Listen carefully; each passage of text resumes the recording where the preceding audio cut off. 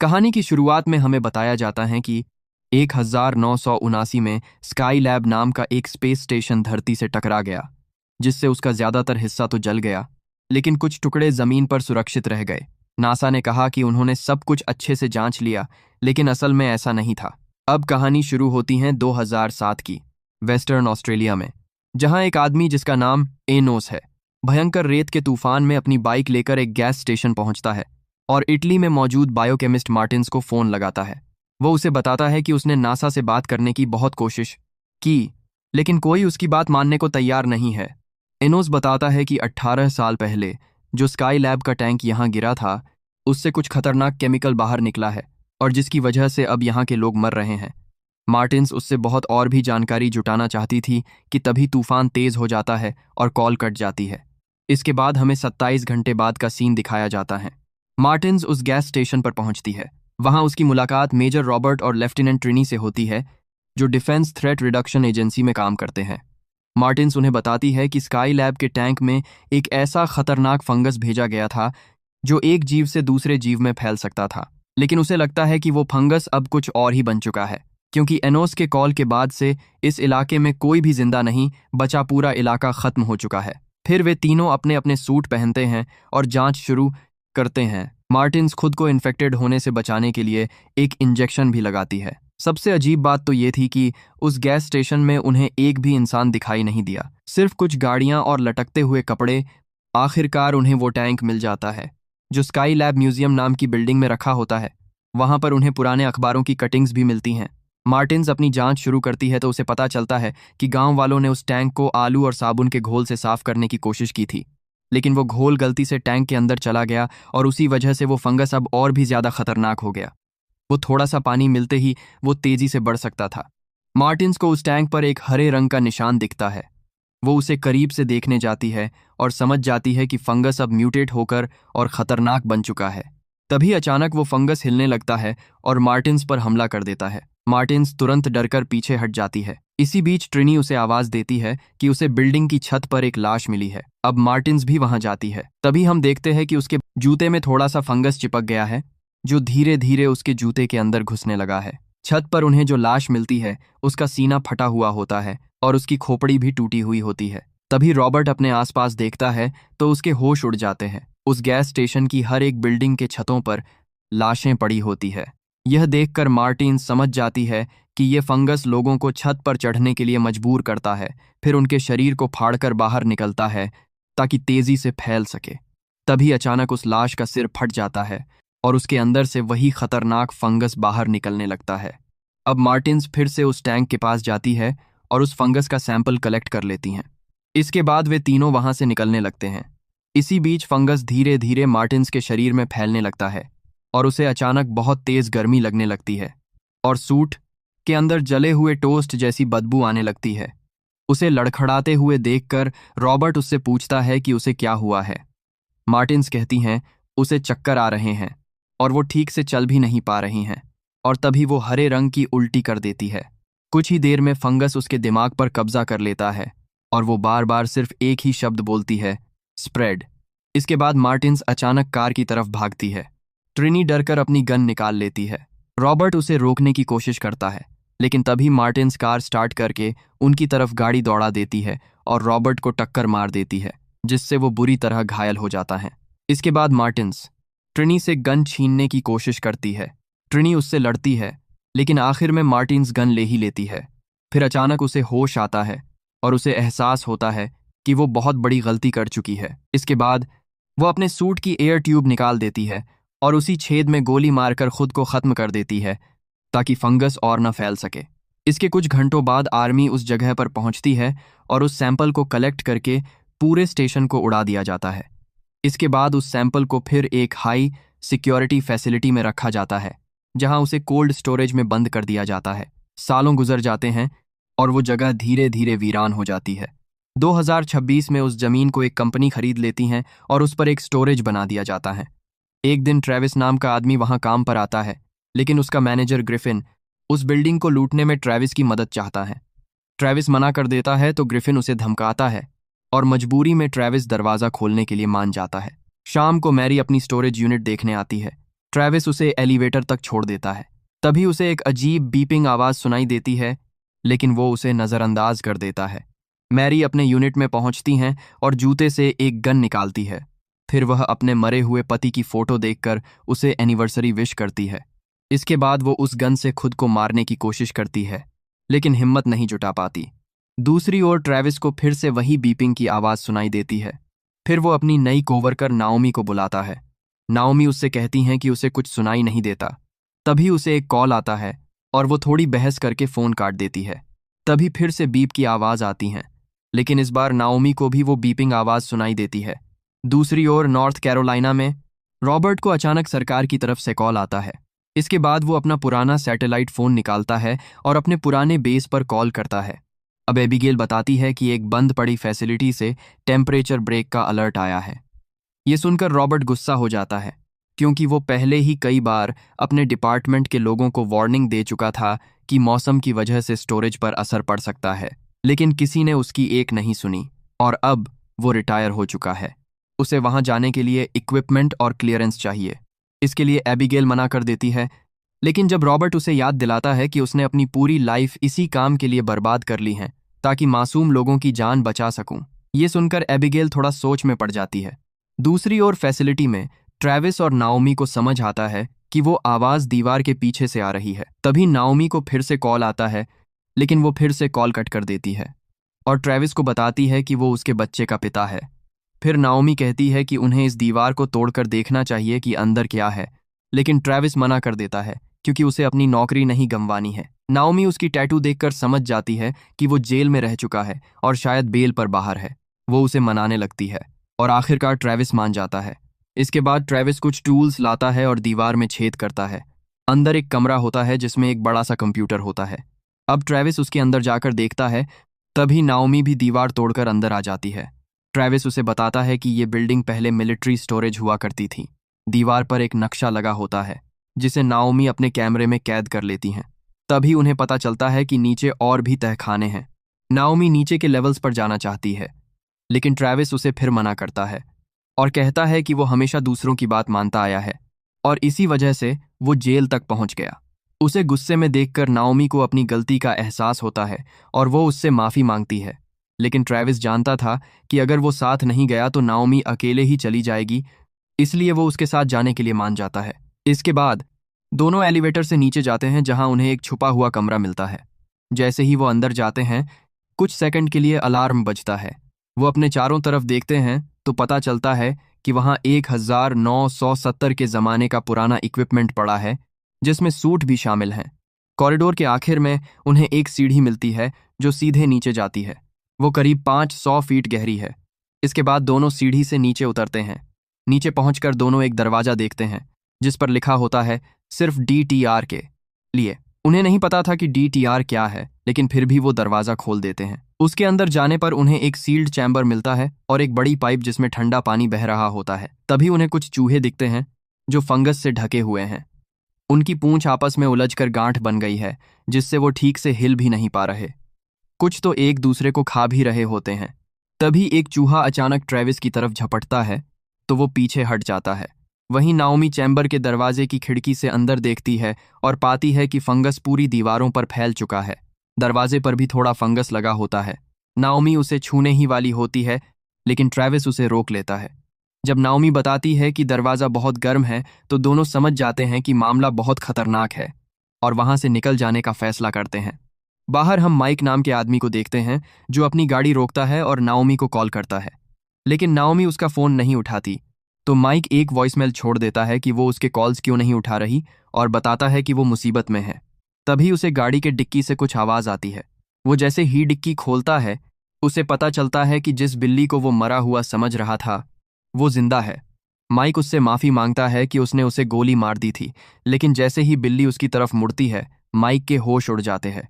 उसके चेहरे का आधा हिस्सा फंगस ने खा लिया होता है। बिल्ली फुफकारती है और बाहर कूद जाती है और ज़मीन पर फंगस की उल्टी करने लगती है। फिर वो एक एंटीना पर चढ़ जाती है और खुद को उसमें घुसा देती है और तभी अचानक उसका शरीर फट जाता है। संक्रमित खून माइक और पास खड़े कुछ हिरणों पर गिरता है। फंगस तुरंत माइक के दिमाग में घुस जाता है जिससे माइक जमीन पर गिर जाता है और कई मिनट तक उल्टियां करता रहता है। फिर वो फंगस उससे कहता है कि उसे नाओमी को ढूंढना है। अब माइक अपनी बंदूक उठाता है और उस बिल्डिंग के अंदर घुस जाता है। उसके साथ एक संक्रमित हिरण भी चल पड़ता है। दूसरी तरफ रॉबर्ट को देखते हैं, जो प्लेन में बैठकर मार्टिन की मौत का वीडियो देख रहा होता है। तभी उसे वेस्ली का कॉल आता है, जो अब उसका नया लीडर है। वेस्ली को लगता है कि रॉबर्ट बेवजह ही एक बंद केस को लेकर पागल हो रहा है और ये सब सिर्फ एक खराब सर्किट का मामला है। इस बात को लेकर दोनों में थोड़ी बहस होती है। इसके बाद एबिगेल रॉबर्ट को कॉल करती है। वो उसे बताती है कि उसने ऑस्ट्रेलिया वाली घटना की रिपोर्ट देखी है और अब वो इस मिशन में उसके साथ है। रॉबर्ट उसे ट्रिनी के लिए एक मैसेज देने को कहता है और बताता है कि उसकी लाइन सुरक्षित नहीं है, इसलिए हमेशा एबिगेल ही कॉल करेगी। इसी बीच वेस्ली एबिगेल को फोन पर बात करते देख लेता है। अब एबिगेल तुरंत बात बदल देती हैं और ऐसा रिएक्ट करती है जैसे वो अपने बॉयफ्रेंड से बात कर रही हो, ताकि वेस्ली शक न करे। दूसरी ओर फैसिलिटी में ट्रेविस और नाओमी इंटरनेट पर कुछ सर्च करते हैं। तब उन्हें पता चलता है कि एक्वेरियम का मतलब डिफेंस थ्रेट रिडक्शन एजेंसी है। अब जैसे ही वो जेनिटर से बाहर निकलते हैं, उन्हें एक हिरण लिफ्ट में चढ़ता हुआ दिखाई देता है। उसे वहां देखकर वह दोनों हैरान हो जाते हैं। तभी हमें एक फ्लैशबैक दिखाया जाता है। सालों पहले ये फंगस अपने कंटेनमेंट से बाहर निकल आया था और एक कॉकरोच ने उस फंगस को खा लिया, जिससे कॉकरोच भी संक्रमित हो गया। फिर एक चूहे ने उसे पकड़ने की कोशिश की तो वह भी फंगस की चपेट में आ गया। इसके बाद वो कॉकरोच वेंट्स में घुस गया और सड़क तक पहुंच गया, जहां माइक की कार ने उसे कुचल दिया। वहीं से फंगस टायर के जरिए ऊपर चढ़कर गाड़ी की डिक्की में पहुंच गया और मरी हुई बिल्ली को फिर से जिंदा कर दिया। अब सीन फिर से प्रेजेंट में आता है, जहां ट्रेविस और नाओमी लॉबी की तरफ भागते हैं, लेकिन तब तक वह संक्रमित हिरण लिफ्ट से बाहर निकल चुका है। अब जैसे ही वो हिरण उन्हें देखता है, वह अचानक उन पर अटैक कर देता है, लेकिन तभी नाओमी झट से ट्रेविस को पीछे खींच लेती है और उसी वक्त वो हिरण जोरदार धमाके के साथ फट जाता है। उसके सींग दीवार में जा घुसते हैं। इसी दौरान माइक भी लिफ्ट से बाहर आता है और गुस्से में उन्हें बताता है कि उसने उस बिल्ली को मार डाला जिसे नाओमी पसंद करती थी। फिर वो बंदूक निकालकर कहता है कि अपना मुंह खोलो।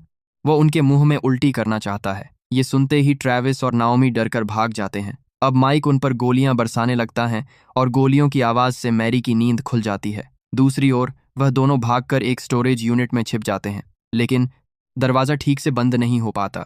तभी माइक गलियारे से गुजरता है। दोनों को लगता है कि अब वो सुरक्षित हैं, लेकिन तभी ट्रेविस गलती से पीछे रखे सामान से टकरा जाता है। शोर सुनकर माइक फिर से वापस आ जाता है और अंदर हाथ डालकर उन्हें पकड़ने की कोशिश करता है। आखिरकार दोनों मिलकर दरवाजा बंद कर देते हैं, जिसमें माइक का हाथ बुरी तरह जख्मी हो जाता है।